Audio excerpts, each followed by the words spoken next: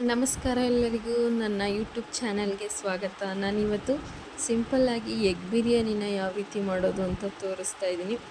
ಇದು ಮನೇಲೇ ಯಾವುದೇ ರೀತಿ ಮಸಾಲ ಪೌಡ್ರ್ ಬಳಸ್ದೇ ಮನೇಲೇ ರುಬ್ಕೊಂಡಿರೋಂಥ ಮಸಾಲಾನ ಯೂಸ್ ಮಾಡ್ಕೊಂಡು ಮಾಡೋವಂಥದ್ದು. ನಾನಿಲ್ಲಿ 4 ಮೊಟ್ಟೆನ ತೊಗೊಂಡಿದ್ದೀನಿ.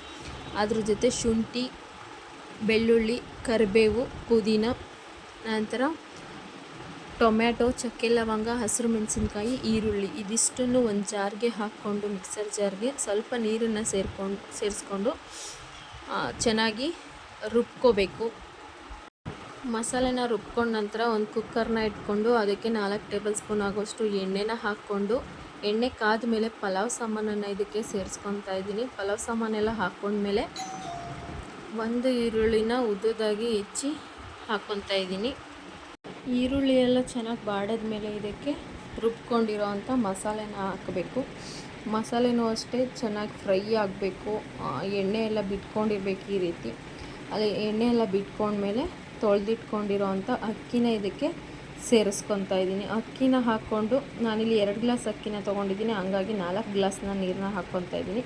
ನೀವು ಅಷ್ಟೇ 1 ಗ್ಲಾಸ್ ಅಂದರೆ 2 ಗ್ಲಾಸ್ ನೀರನ್ನು ಹಾಕ್ಕೋಬೇಕು. ಇದಿಷ್ಟು ಅಕ್ಕಿನ ಸೇರಿಸ್ಕೊಂಡು ಎಷ್ಟು ನೀರು ಬೇಕೋ ಅಷ್ಟು ನೀರನ್ನು ನಾನು ಸೇರಿಸ್ಕೊತಾ ಇದ್ದೀನಿ. ಇಲ್ಲಿ ನೀರೆಲ್ಲ ಸೇರಿಸ್ಕೊಂಡ್ಮೇಲೆ ರುಚಿಗೆ ತಕ್ಕಷ್ಟು ಉಪ್ಪನ್ನು ಹಾಕಿಬಿಟ್ಟು ಮೊಟ್ಟೆನ ನಾನು ಮೊದಲೇ ಬೇಯಿಸಿಟ್ಕೊಂಡಿದ್ದೆ.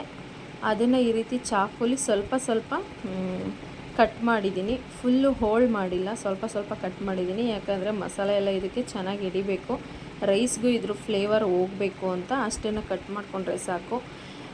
ಪೂರ್ತಿ ಕಟ್ ಮಾಡಿ ಹಾಕ್ಬಿಟ್ರೆ ಭಂಡಾರ ಎಲ್ಲ ಬಿಟ್ಕೊಂಡ್ಬಿಡುತ್ತೆ, ಚೆನ್ನಾಗಿರಲ್ಲ. ಹಾಗಾಗಿ ಮೊಟ್ಟೆ ಹಾಕ್ಕೊಂಡ್ಮೇಲೆ ಕಟ್ ಮಾಡ್ಕೊಂಡಿರೋ ಅಂಥ ಕೊತ್ತಂಬರಿ ಹಾಕಿ ಅರ್ಧ ಹೋಳು ನಿಂಬೆಹಣ್ಣನ್ನು ಹಿಂಡ್ಬಿಟ್ಟು ಒಂದು ಕುದಿ ಚೆನ್ನಾಗಿ ಬಂದ ಮೇಲೆ ಇದು ಆಲ್ರೆಡಿ ಸ್ವಲ್ಪ ರೈಸ್ ಬೆಂದಿರುತ್ತೆ. ಒಂದು ವಿಷಲ್ ಹಾಕ್ಸ್ಕೊಂಡ್ರೆ ಸಾಕಾಗುತ್ತೆ. ಅಷ್ಟು ಹಾಕ್ಸ್ಕೊಂಡ್ರೆ ಚೆನ್ನಾಗಿ ಬೇಯುತ್ತೆ ರೈಸು.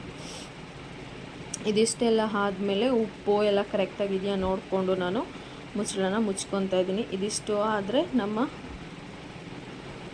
ಎಗ್ ಬಿರಿಯಾನಿ ರೆಡಿ ಆಗುತ್ತೆ. ಬಿಸಿ ಬಿಸಿಯಾಗಿ ತಿಂತಾಯಿದ್ರೆ ತುಂಬ ಚೆನ್ನಾಗಿರುತ್ತೆ. ನೀವು ಟ್ರೈ ಮಾಡಿ. Thank you for watching.